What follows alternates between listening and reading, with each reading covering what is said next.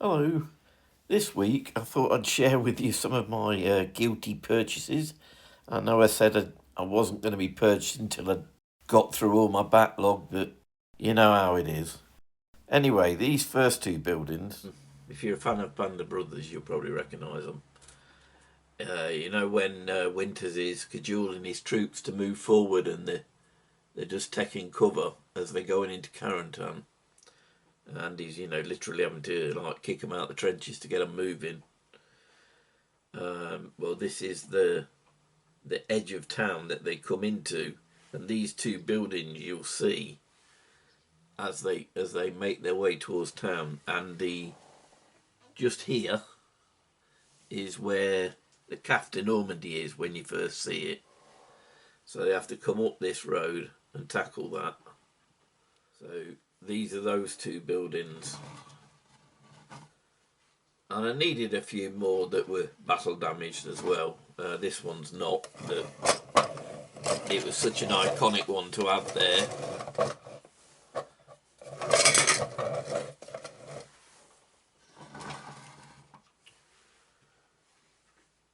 And I got these from, I actually seen him displaying some at Partisan last time I went. But I've been ordering online with him, and I've got these from Tree Fellas. So, great bloke, got them done on time, nice detail, really pleased with them. So much so, I couldn't resist ordering a few more. So this is called Arch House. It's 3 floors.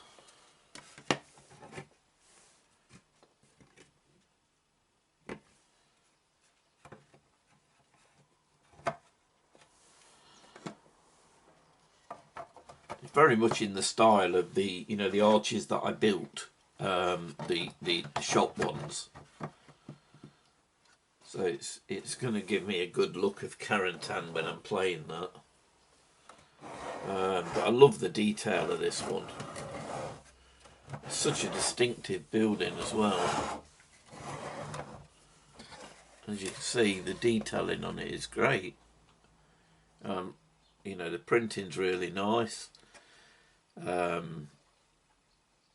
Obviously I've sprayed this with a base paint now, while we've got this nice weather, and but you can see that there was very little I had to trim or clean up, so I was really happy with the process. And as I say, I got these from Tree Fellas as well.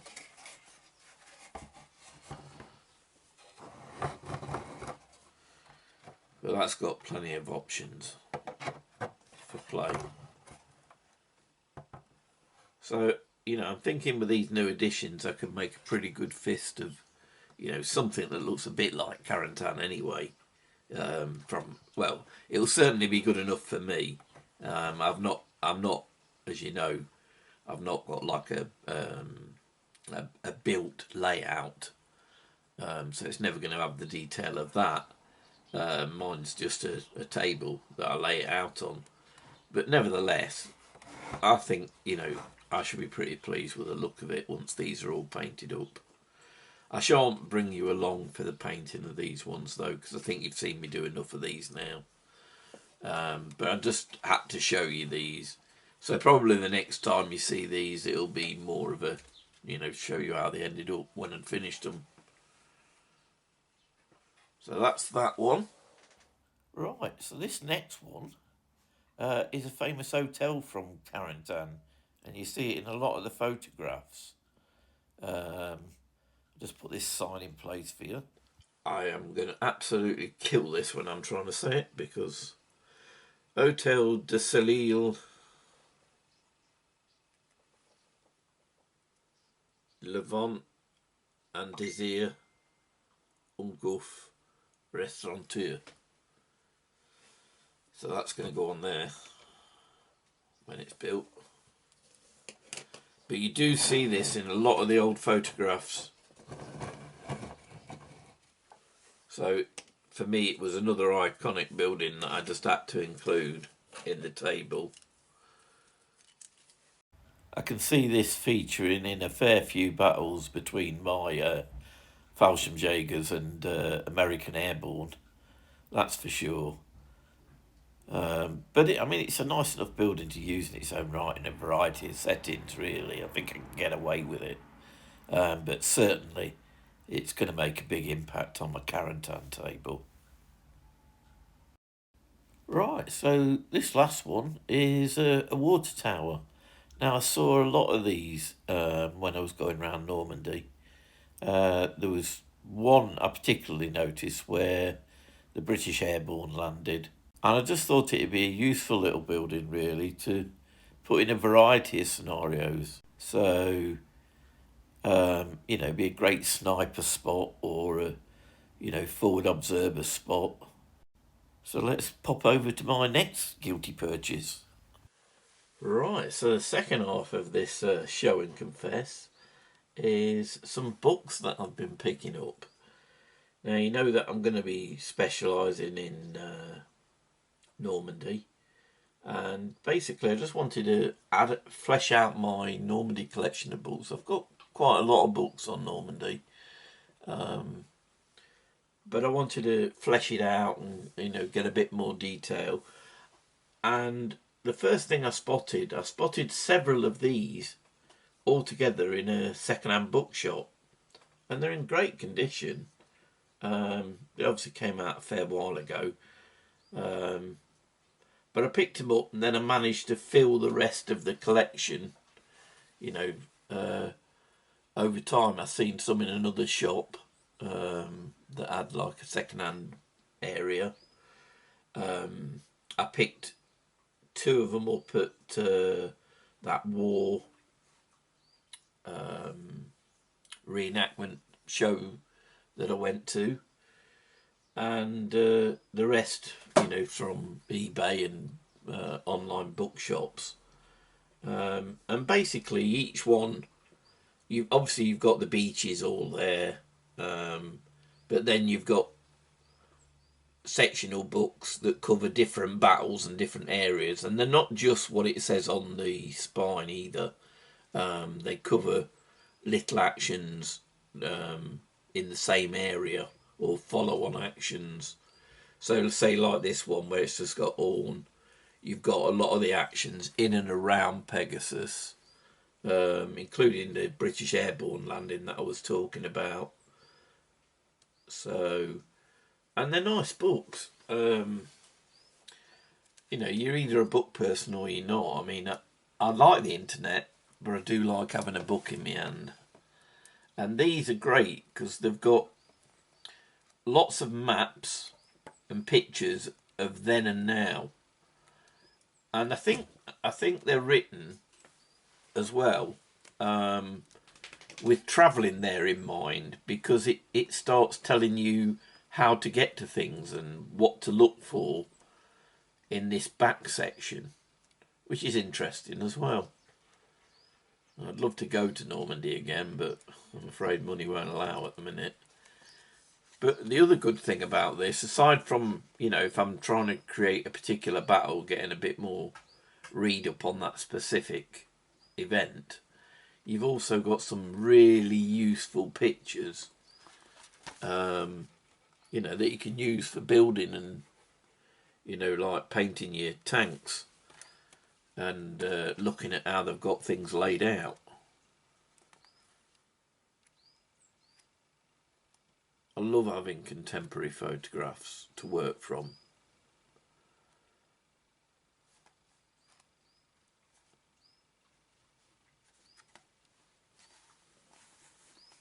So that's the airborne battlefield as a whole. So obviously you've got the bridge landings, and as I say, you've got all the other areas where they came in and landed, making their way for that area.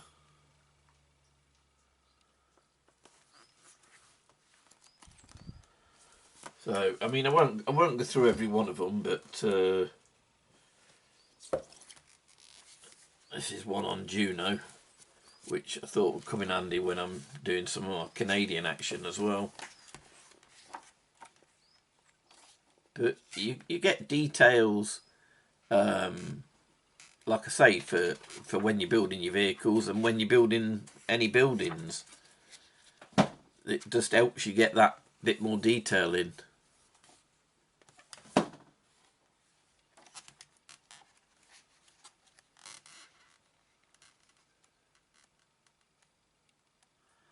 And the other thing, of course, it does is it lists the regiments that were in action in that area. If you can hear some knocking, it's my other books falling down where I took these out. But it gives you some good detail to work from when you know, like weathering buildings and, you know, putting rubble on and things like that. But most of all, I wanted it for, you know, to get a good read-up of something that I'm trying to recreate, to make sure I don't make any obvious mistakes.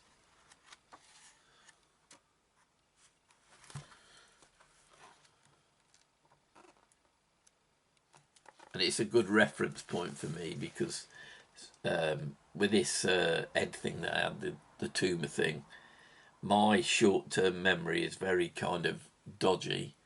So I can have something in my head from that I've always known and then lose it again. And also, you know, I can read it one day and the next day most of it's gone. So it's nice to be able to dip into these and top things up.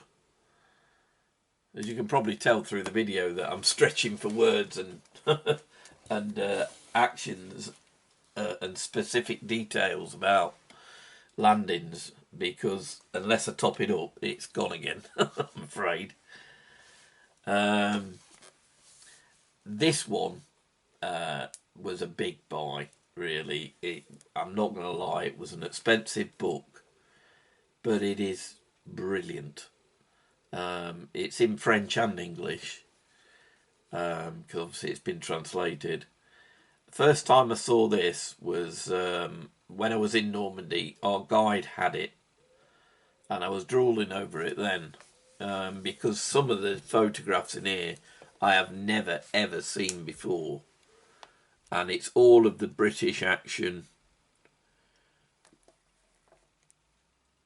you know, fighting around Caen and obviously Tilly-sur-Seulles and all of that region, and it's just a mine of information. I mean, literally, if you're looking to recreate those battles in and around Caen and from the British beaches, this book is just something else.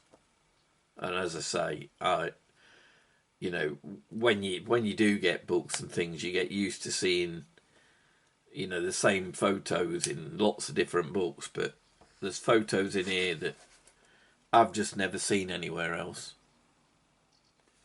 And the detail as well is just awesome. The regiment details of who was fighting where and when and what day and what time, and it is excellent. And again, you know, on top of all of that information, you've got some, you know, fantastic detail to base your tanks on. Because I have expanded a bit on my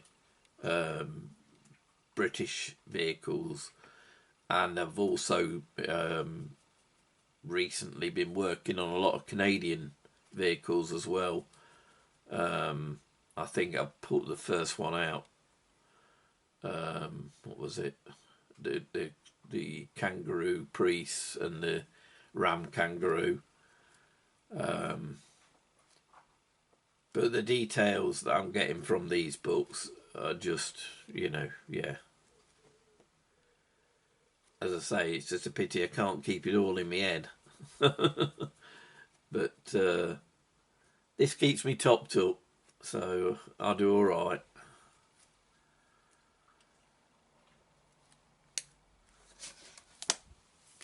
So that's that one. as I say, probably the dearest book I've ever bought. Well, for war anyway. And then this one I also picked up at the war reenactment at Doncaster. And this is British tanks in Normandy. So it's basically similar area. And again, there's a lot of detailed photographs of British action that I've never seen. Yes, there's a few in here that you have seen, but there's so many that are not. And look at the crispness of the photographs. I mean, you can read the serial numbers and everything off things. It's just brilliant.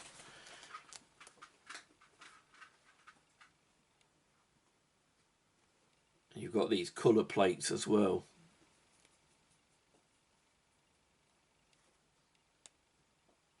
But it just gives you details that you just don't get when you're building the models. You've got to shop around for more detail.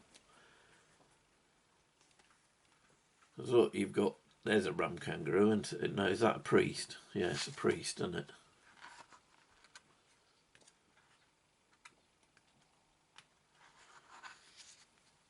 I've barely dipped into this yet. I'm always so busy in here, but I'm finding more time for it now.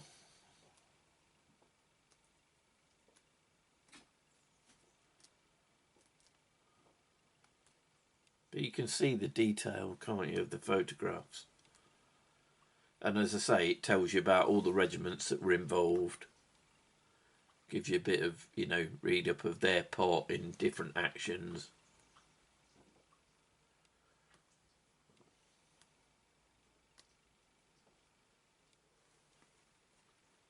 An explanation of all the different symbols and decals on the tanks.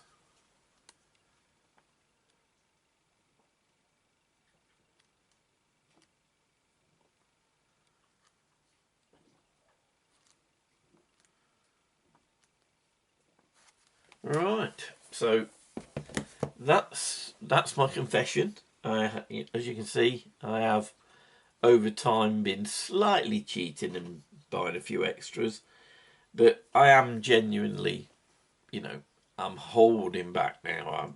Some of these I've picked up a little while ago, to be fair, and I've just not had a chance to show you them, but I thought it'd be good to bring them on so you don't just suddenly see them appear.